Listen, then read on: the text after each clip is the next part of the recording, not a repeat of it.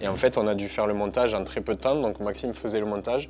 Et on a passé 3 nuits blanches à faire les images, à faire le montage, à trouver, à coter les interviews, etc. des participants. C'était un ultra pour nous, en fait, le montage. Max derrière l'ordi et moi qui l'épaulais sur des petits trucs. Clément nous a dit faut terminer pour dimanche. Et là, c'était, on n'avait pas de scénario. Donc, fallait enchaîner pour le rendre assez rapidement. Nous sommes allés rencontrer Jean Despio et Maxime Audouard, deux réalisateurs outdoor originaires du Sud-Ouest. Ils nous racontent l'envers du décor de la production de leur documentaire Terminorum, un ultra-trail extrême inspiré de la mythique Barkley Marathon aux États-Unis.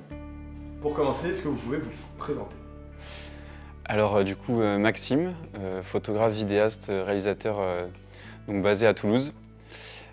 Ma particularité, c'est que je viens pas du monde du tout de la photo-vidéo. De base, j'étais ingénieur et je me suis reconverti il y a quelques années. Et comme j'adore le sport, le trail, donc principalement du contenu photo-vidéo dans ce milieu. Donc moi, Jean Despio, toulousain aussi d'origine. Et donc je me suis mis à la photo et la vidéo il y a 3 ans après le Covid.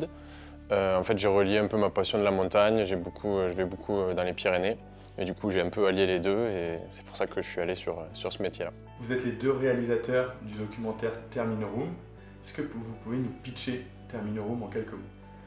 Alors Terminorum, de base, c'est une course qui a lieu en Chartreuse.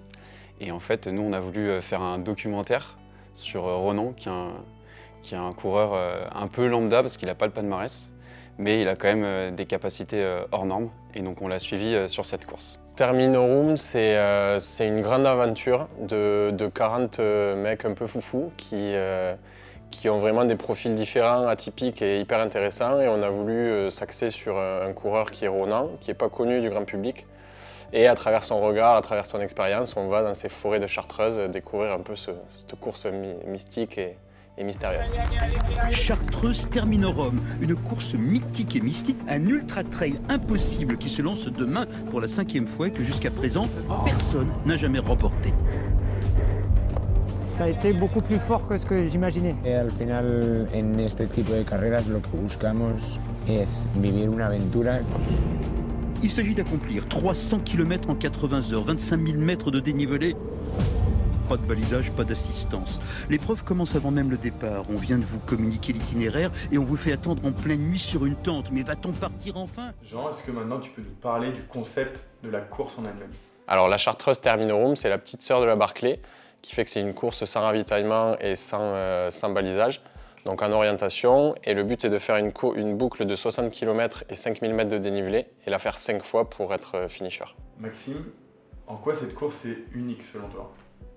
Alors cette course, elle est unique, en fait, elle est à la fois surhumaine par ses statistiques, et par contre, elle a un côté très humain du fait des personnes en fait. Nous, on s'est attaché aux personnes sur place, et après, elle a une particularité, enfin plusieurs particularités en fait, c'est toutes les règles qui sont liées à la Barkley aux États-Unis, donc de découvrir un livre en fait à plusieurs points pour prouver qu'on est bien passé sur le circuit.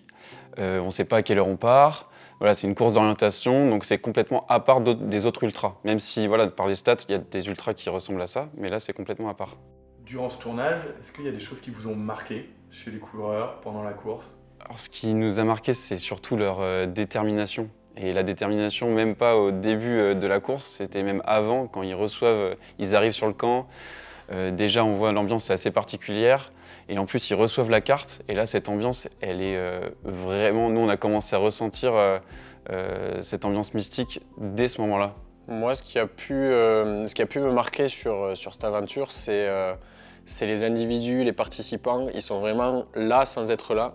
Donc, ils sont vraiment menés d'une quête intérieure. Et en fait, même quand ils reviennent sur le camp, en fait, on a l'impression qu'ils sont encore dans la forêt perdus. Donc, c'est ça, c'est le regard et l'intensité de ce qu'ils vivent à l'intérieur qui est assez prenant. On a découvert pendant la course que certains avaient déménagé sur place pour pouvoir la finir. Et ça, c'est quand même assez particulier. Et vous, en tant que réalisateur, quel a été le plus beau moment pendant ce tournage? Un des meilleurs souvenirs, mais long à la fois, c'est que la particularité de cette course, c'est qu'on ne sait pas où sont les coureurs. Donc à un moment, on est allé à un col où ils étaient à peu près censés passer par là. Et en fait, on a attendu bien 3-4 heures, donc ça paraissait long, on faisait des prises entre nous. Donc en fait, on était à la fois un peu, on commençait à s'impatienter, mais c'était ça aussi l'esprit de cette course, c'est qu'il y a des aléas, c'est mystérieux, on ne sait pas où ils sont, on ne sait pas quand ils arrivent. Et en fait, ça nous a plu aussi, cette expérience-là, sur une nuit, perché en haut d'un col. Et mine de rien, même de voir les abandons aussi. On a vu au fur et à mesure de la course tous les abandons. Et bah, là, on a pu quand même pas mal discuter par rapport avec les coureurs au moment des abandons. Et c'est vrai que c'était assez particulier. C'était assez émouvant quand même de pouvoir vivre ça avec eux. Ils étaient un peu à cœur ouvert à ce moment-là. Et moi, quelque chose qui m'a marqué aussi, si je reviens sur le côté émotionnel, c'est de voir l'évolution des participants au fil des boucles. Donc boucle 1, boucle 2, et de voir dans leurs yeux, dans leurs émotions, dans ce qu'ils transpirent, petit à petit, vraiment quelque chose qui se vit en eux, et c'est assez frappant. Ça, moi, ça m'a marqué, ouais. Et bon, après, bien sûr, le meilleur moment, c'est d'en voir à la fin qui arrive de plus en plus. Voilà, toucher ce rocher, c'est assez particulier, quoi. Comme émotion, c'était intense.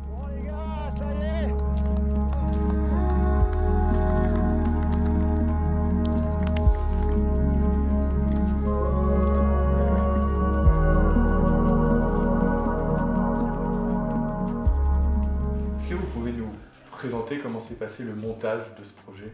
Combien de temps ça vous a pris?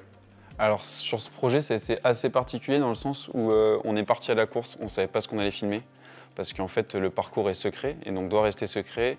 Donc nous on pensait filmer que sur le camp. Et au final, voilà, on a eu quand même l'autorisation de filmer à quelques endroits. Nous on a voulu justement garder des images tout en restant, enfin voilà, garder ce côté discret. Et donc on a eu plus d'images que prévu. Donc le scénario n'était pas prévu à l'avance et donc on l'a déterminé après avec Ronan, Jean, on s'est réunis pour le faire. En fait, le film, on l'avait de côté, on ne savait pas trop ce qu'on allait en faire. Il y a Clément du festival Le Trail Fusion Cinéma qui nous a on est rentré en contact avec lui. Et en fait, on a dû faire le montage en très peu de temps. Donc Maxime faisait le montage et on a passé 3 nuits blanches à faire les images, à faire le montage, à coter les interviews, etc. des participants. Donc c'était hyper intense.